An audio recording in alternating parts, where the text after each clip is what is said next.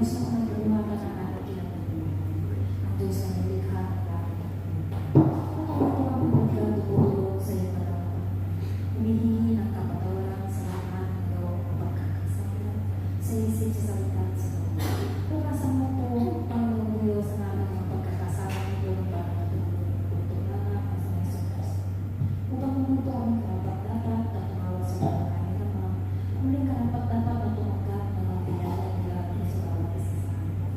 Maraming salamat po Diyos sa kapatuloy na ginawa mo na sa bawat isa sa amin. Ang patuloy ko namin hinihingi ng banal na Espiritu na siya pangunguna ng lahat ng aming gagawin sa pagtrabaho na ito. Dahil umaaming po kami na kung wala ang banal na Espiritu, wala po kami. Kaya naman po Diyos, amin po, inaangkin na ang kapagpapayanan ng banal na gawain sa araw na ito ay iyong ipagkakaloob sa bawat isa. Ang mga kahilingan na hindi man naisulat o naisulat agad ay iyong tutugunin ayon sa iyo.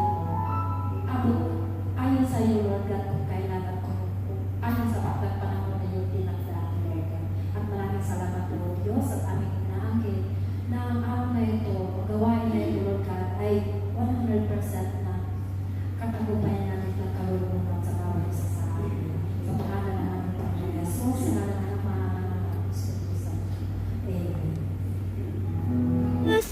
Dakila katapat sa tulad ko, inibig mo ako kahit ako ay ganito. Walang maaasahan, tanging ang iyong kabutihan. Wala na ngang akong ibang inaasam, ikaw lamang.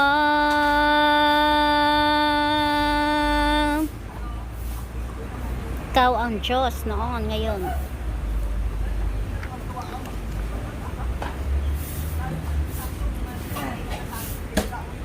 Ikaw ang Diyos noon, ngayon at kailanman. Di mo ako iniwan at pinabayaan. Madilim kong daan, iyong liliwanagan.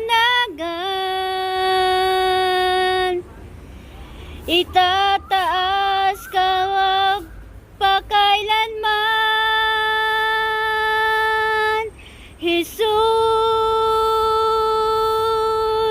Dakila katapat sa tulad ko.